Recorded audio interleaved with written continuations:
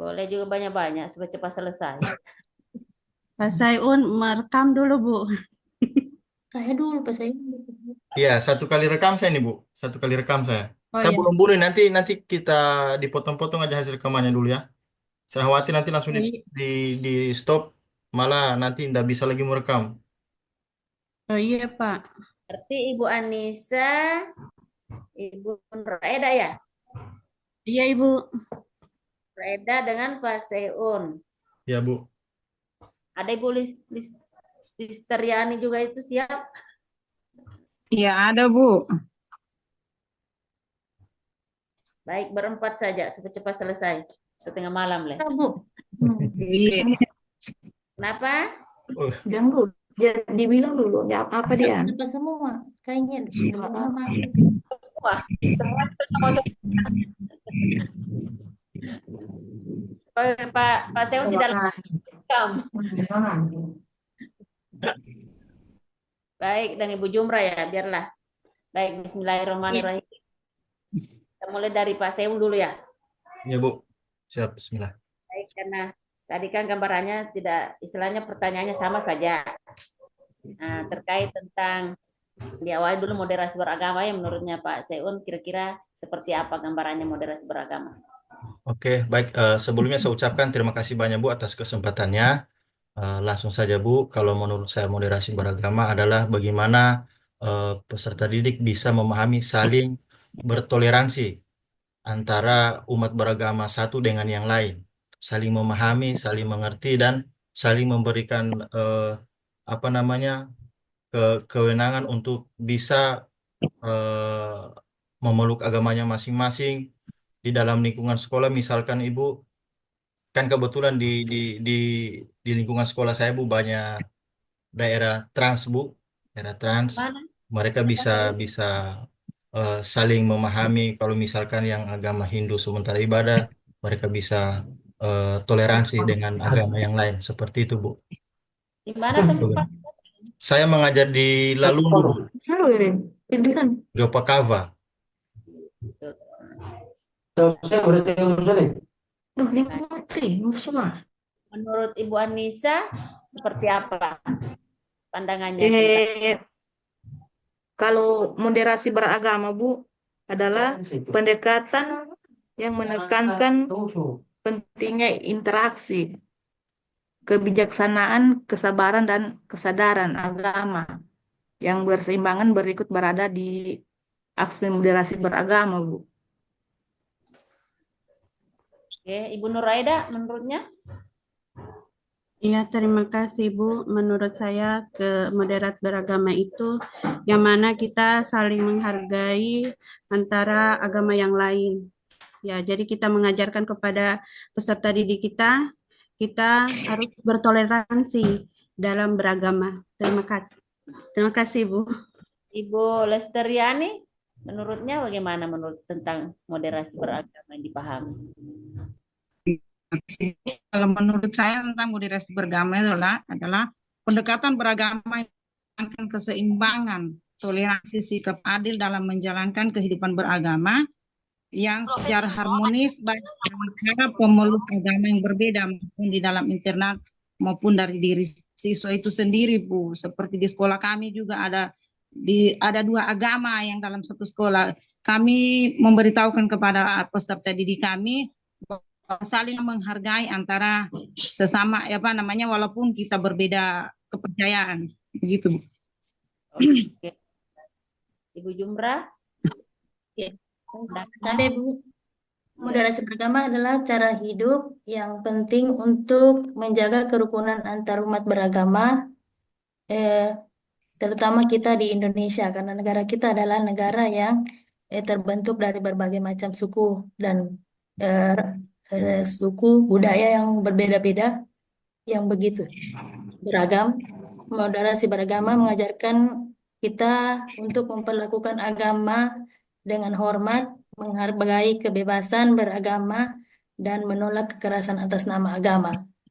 Gitu, Bu. Oke, baik. Berarti moderasi beragama kan sudah pemahamannya bervariasi, tapi intinya adalah saling menghargai ya, saling menghargai Toleransi. beragama. Nah, memang dari peserta didik kan dari sejak dini sebenarnya harus diajarkan kepada mereka. Karena selama ini kan banyak biasa, kalau sudah tidak terbiasa ya, tidak terbiasa istilahnya berdampingan dengan yang selain agamanya kita, biasanya anak itu rasa risih atau bagaimana kan. Nah, disitulah kita memberikan penjelasan bahwa kita di sini istilahnya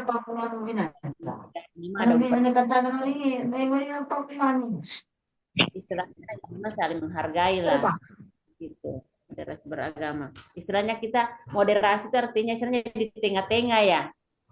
Di tengah-tengah memang tidak memihak ke kiri, tidak memihak ke kanan. Nah, jadi di tengah-tengah dia. Baik, selanjutnya tentang kompetensi ya, kompetensi apa namanya yang harus dimiliki oleh guru. Barangkali Pak Seho bisa berikan contoh tentang kompetensi sosial yang harus dimiliki oleh seorang guru. Oke, baik Ibu. Kalau kompetensi sosial itu, kalau menurut saya, bagaimana kemampuan seorang guru dalam berinteraksi, baik di dalam lingkungan sekolah ataupun di dalam atau di lingkungan masyarakat. Seperti itu, Bu. Oke. Kalau Ibu Anissa tentang kompetensi pedagogik yang harus dimiliki oleh seorang guru, kan ada 4 kompetensi kan? Nah, jadi kompetensi pedagogiknya menurut Ibu Anissa bagaimana? Kompetensi apa tadi, Bu? Jaringan di sini, Bu, tidak bagus. Kompetensi pedagogik.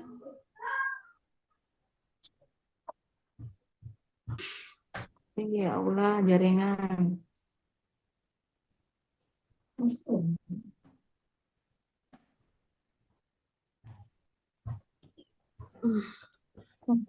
Ibu Nur Tunggu.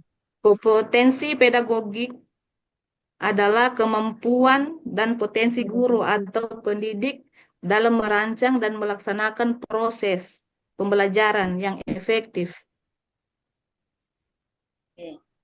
Coba Ibu Nureda, proses pembelajaran itu seperti apa langkah-langkah? Iya, Ibu. Proses pembelajaran yang baik, langkah-langkahnya seperti apa? Proses pembelajaran yang baik. Proses pembelajaran yang baik, yang dimana kita mengajarkan kepada siswa itu yang mana kita ada intinya, ada pendahuluan, inti dan penutupnya, Ibu. Itu harus kemudian harus ada perangkat pembelajaran ya. Iya, Ibu. Pembelajarannya kan harus ada. Baik, kalau Ibu Jumra, PTK itu seperti apa langkah-langkahnya?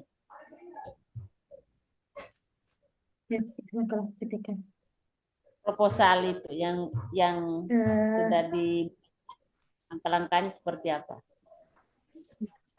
Instrumen yang digunakan dalam penelitian tindakan kelas yang digunakan untuk mengumpulkan data, ada lembar observasinya, ada lembar kuesionernya atau angket, kemudian ada catatan lapangan dan dokumentasi, Bu. Yang kalau Ibu Lestariani, Iya, Bu. apa namanya langkah-langkah penyusunan proposal dimulai dari apa? Dari mana dulu?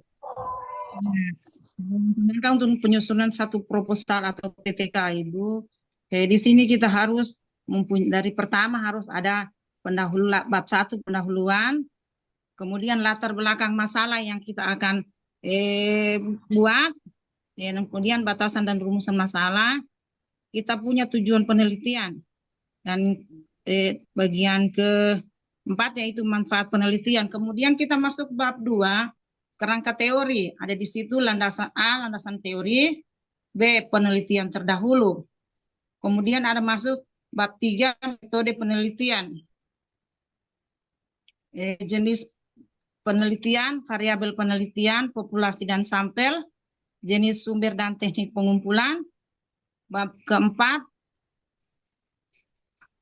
masuk ke Hasil. hasil. Terakhir Dan baru ada daftar pustakanya, ada lampiran-lampiran seperti di situ ada angket seperti wawancara dengan siswa, dengan sesama guru dan kepala sekolah. Nah, kalau PTK itu kan biasanya beda dengan penelitian kualitatif ya. Kalau PTK itu ada refleksi ya. Refleksi. Kalau kalau kualitatif itu berdasarkan banyak wawancara ya. Nah, di wawancaranya kalau kan bisa pakai angket. Tapi sebenarnya kalau kualitatif dan PTK atau kuantitatif itu pada umumnya kalau kuantitatif terkait dengan angka-angka ya. Kalau kualitatif kan narasi, narasikan. Itu bedanya kalau PTK. Terkadang kalau memang memaksimal itu palingan itu 6 bulan karena memang harus turun ke istilahnya terjun langsung melihat kan, mengamati langsung. Karena PTK ini boleh kita sendiri peneliti melaksanakannya atau boleh kita mewakilkan ke orang lain, tinggal kita memberikan arahan bahwa ini saya mau meneliti tentang ini. Jadi umpamanya kalau di sekolah kan, umpamanya ada guru, kita tidak langsung, tetapi kita menitipkan sama guru itu yang melaksanakan dengan peserta didik. Tapi kita yang harus mengamati. Jaringan hilang. Kualitatif kan boleh wawancara. Nah, lebih banyak wawancaranya. Baik, terima kasih berarti sudah paham semua istilahnya kan. Saya hanya mereview kembali saja kan tugas yang sudah Bapak Ibu masukkan. Baik, Pak Sehun dulu ya. Mulai kan tadi ayat yang dibaca berarti di coba ayat 15 ayat 17.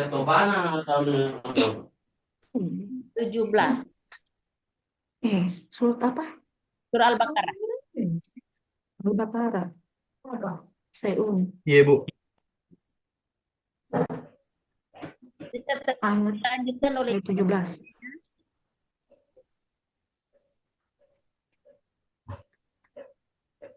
Jaringan A'udzu ini Bu billahi tidak bagus. minasyaitonir rajim. Bismillahirrahmanirrahim. Allahu yastahzi'u bihim wa yamudduhum fi tughyanihim ya'mahun. Ulaika alladzina ishtaru ad-dhalalata bil huda fama rabihat tijaratuhum wa ma kanu muhtadin. Mathaluhum kamathalil ladzi istawqada nara falamma adaa'at ma hawlahu dhahaballahu binurihim wa tarakahum fi dhulumatin la yubsirun. Shadaqallahul azim. Lanjut Ibu Anissa.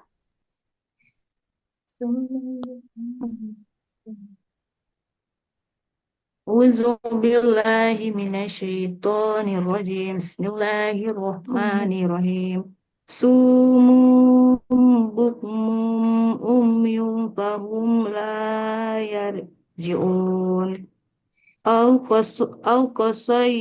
qasaybim minas sama'i fihi zulumatu wa ra'dun.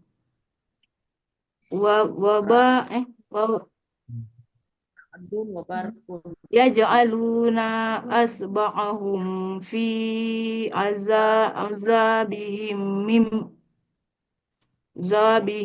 minas sawaiki hazaral mauti waulahu muhidun bil kafirin. Oke. Sadaqallahul azim. Jaringan tidak bagus ini. Tarian ya. Jaringan ini Iya. tidak bagus. Maaf Sampai ini ayat dulu Ibu, 20. mulai dari ayat 20. Ayat 19 sampai 20. Iya, iya Bu. Iya, 19. Ini adalah Billahi minasyaitonir rajim. Bismillahirrahmanirrahim. Yakadul barqu yahdi absarahum kullama adahum sawfi wa iza adalahum alaihim qamu walau sya'allahu lazahaba bisam'ihim wa absarihim innallaha ala kulli syai'in qadir. Sadaqallahul azim. Baik, dilanjut dari ya Ayuha sampai ayat 21 Ibu Jumrah. أعوذ بالله من الشيطان الرجيم بسم الله الرحمن الرحيم يا أيها الناس اعبدوا ربكم الذي خلقكم والذين من قبلكم لعلكم تتقون الذي جعل لكم الأرض فراشا والسماء بماء وأنزل من السماء ماء فأخرج به من الثمرات رزقا لكم فلا تجعلوا لله أندادا وأنتم تعلمون Lanjut وإن Ibu. cukup Bu. Saya ikut. Cukup. Ya, Lanjut wa in kuntum. Sampai kuntum surat bikin ya. أعوذ بالله من الشيطان الرجيم بسم الله الرحمن الرحيم وإن كنتم في ريب مما نزلنا على عبدنا فأتوا بسورة من مثله وادعوا شهداءكم من دون الله إن كنتم صادقين فإن لم تفعلوا ولن تفعلوا فاتقوا النار التي وقودها الناس والحجارة أعدت للكافرين. Terima kasih. Sadaqallahul azim. Baik, terima kasih Pak Sehun, Ibu Ya, Anissa, makasih Bu. sama Ibu Nur Eda. jaringan. Pak Sehun jangan keluar tuh, apalagi merekam. Terima kasih Siap, Bu. siap. Nanti Terima saya kasih rekam. Bu. Terima Saya kasih. pun bertahan. Iya. Ya, siap. Nanti saya rekam Bu. Selanjutnya Ibu Ya, sip. Alam ya, Nur Alam mana? Bagaimana ini keluar ini? Ibu Nur Alam, Ibu Rosi, 4 orang lagi ya. Siapa yang merasa? Ini yang belumnya Ibu Nur Alam, Rosita, Evan dengan Hartun. Hartun siapa? Ya, Saya Ibu keliru. Hartun itu Bu. Ibu Hartun. Berarti 4 lagi. 1 kali lagi. Insya Allah habiskan.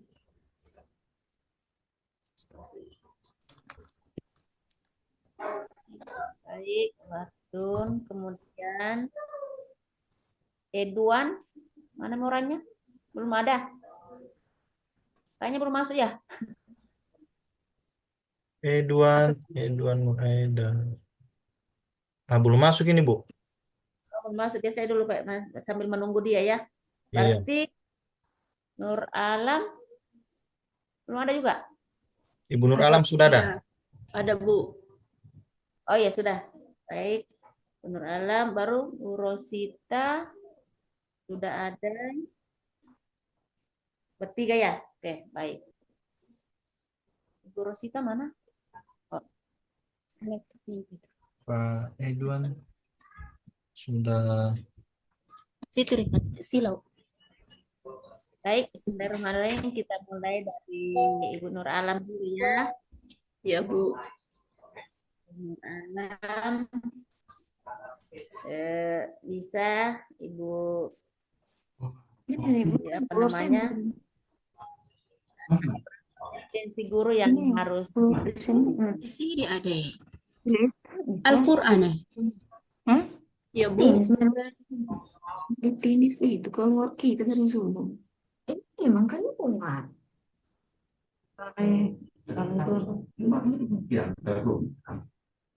boleh Ibu Nur Alam. Ya, apa Bu? Diulang, Bu. Kita kompetensi ada 4 kompetensi kan apa semua itu Ibu? Ya, Assalamualaikum warahmatullahi wabarakatuh. Salam. Kompetensi guru itu ada 4.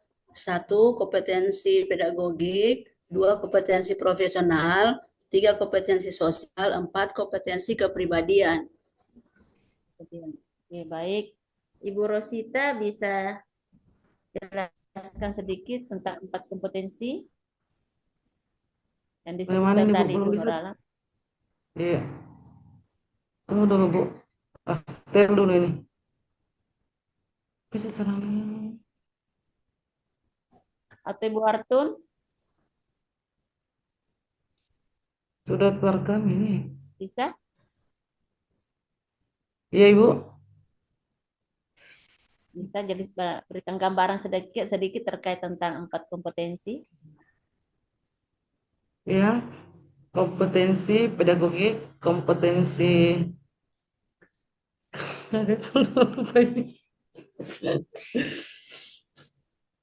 kompetensi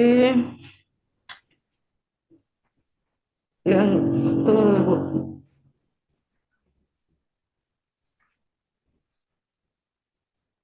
Ibu ada kelihatan saya ini? Ada. Oh iya. Tunggu dulu, Bu. Ini rekam mestinya. Ya, saya Bu. Bu Hartun. Apa tadi Tunggu dulu. pertanyaannya? Kenapa keluar ini? Mati lagi. Ya, ada juga kelihatan.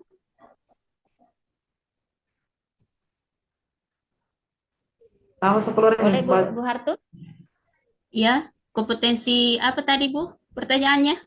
Boleh diulang? Ada 4 kompetensi, bisa diberikan gambaran 4 kompetensi itu seperti apa. Kalau pedagogik seperti ini, sosialnya ini.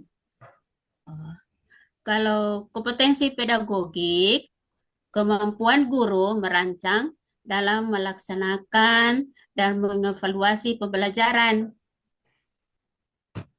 menguasai karakteristik peserta didik, itu kompetensi pedagogik, perencanaan pembelajaran, kemampuannya guru menyusun rencana pembelajaran, Ibu.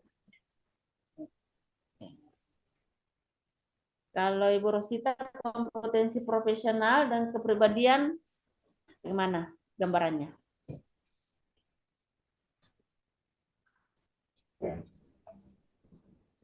Belum connect.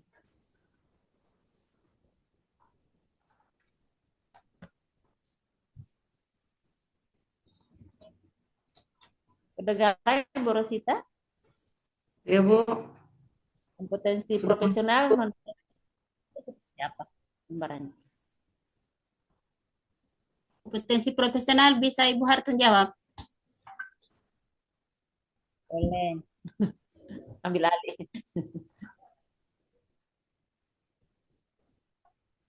Menurut Ibu Ratun bagaimana? Seorang guru harus menguasai materi pelajaran yang diberikan kepada peserta didik. Bisa memanfaatkan sumber belajar. Itu kalau menurut saya. Kalau kepribadian? Kepribadian guru, kepribadian peserta didik harus dipahami oleh seorang guru. Karakter peserta didik itu berbeda-beda. Jadi sewaktu memberikan materi pelajaran itu harus sesuai dengan karakternya peserta didik masing-masing. Di kompetensi kepribadian ini kan guru merupakan sosok yang bisa dijadikan contoh ya. Iya. Untuk perbuatan, terkadang kan siswa itu melihat gurunya ya, nah, di kompetisi kepribadian itu. Baik, Ibu Rosita bisa berikan gambaran terkait tentang moderasi beragama dan dipahami, Ibu, seperti Oh apa? iya Bu, cara pandang, sikap, dan praktek agama yang mengedepankan keseimbangan dan toleransi, menghindari sikap ekstrem, dan menjalankan keyakinan moderasi beragama bertujuan untuk menciptakan harmoni dalam kehidupan masyarakat yang majemuk. Oke. Kalau Iya. menurut Alam terkait tentang moderasi beragama yang dipahami? Ya, kalau menurut saya, Bu, tentang moderasi agama yang dipahami itu yaitu bagaimana cara pandang kita dalam beragama, kita itu lebih mengedepankan sikap antar sama umat beragama, bagaimana toleransi kita terhadap sama umat beragama, saling menghargai, saling menghormati dalam kehidupan bermasyarakat di antara umat beragama tersebut. Oke, Ibu Hartun Ya, Ibu. terkait tentang moderasi beragama, pandangannya? Kalau menurut saya moderasi beragama ada toleransi. Kalau toleransi itu maksudnya menghargai dan menerima perbedaan. Itu perbedaan dalam keyakinan. Terus yang kedua keseimbangan. Itu menerima ajaran agama itu harus seimbang dengan kehidupan yang dijalani juga. Itu memadukan kesetiaan harus seimbang kesetiaan ke ajaran agama dengan untuk menjalani hidup.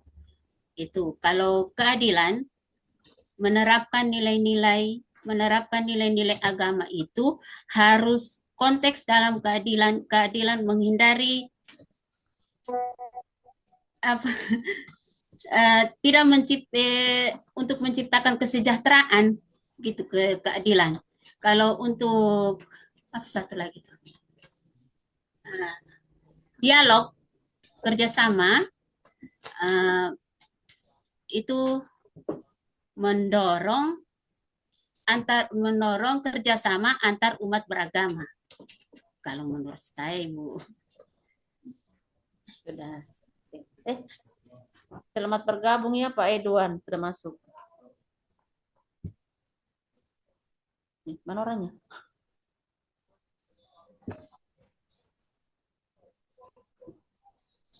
Nah, jadi moderasi beragama itu yang dipahami adalah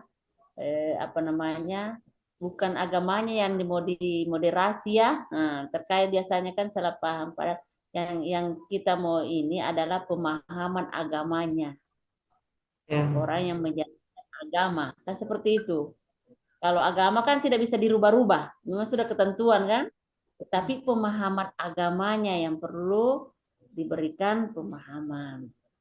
Nah, termasuk kepada peserta didiknya kita kan harus memberikan pemahaman bagaimana pentingnya tentang toleransi, saling menghargai. Apalagi kalau memang di sekolah ada yang agama lain ya, nah, biasanya kan di sekolah ada agama lain. Nah, di situ untuk melahirkan satu kerukunan, nah, itu kan harus saling menghargai, kedamaian. Itu harus saling diperkenalkan kepada peserta didik. Sejak dari dini ya harus diajarkan anak-anak. Kalau umpamanya di tingkat TK atau PAUD itu apakah perlu diajarkan tentang toleransi? Itu harus. Karena di situ kan diajar anak-anak untuk berbagi ya, tidak kikir, berbagi dengan siapapun, saling menghargai. Nah, dilanjut lagi di SD ya, seperti itu ya. Nah, memang harus diajarkan kepada peserta didiknya kita. Baik Pak Edwan, selamat bergabung. Ya, Assalamualaikum warahmatullahi wabarakatuh. Boleh Pak Edwan langsung saja berikan gambaran pemahaman terkait tentang moderasi beragama. Menurutnya Pak Edwan seperti apa gambarannya yang dipahami? Kalau pemahaman saya tentang moderasi beragama itu artinya untuk setiap warga negara itu artinya tidak ada konflik di antara walaupun berbeda agama, berbeda keyakinan ataupun berbeda suku, tetapi diutamakan kedamaian. Itu, Bu. Ya harus rukunnya saling Ya, menghargai. rukunnya, iya. Nah, Iya, jadi, adapun agama itu kan masing-masing menjalankan kan? Nah, kan kita iya, tidak ada juga paksa, tidak ada paksaan untuk. Jadi intinya istilahnya sama dengan bertetangga, siapapun tetangganya kita kan harus saling menghargai. iya, iya. Meskipun umpamanya ada agama untuk menjaga kedamaian seperti itu. Baik, Mas.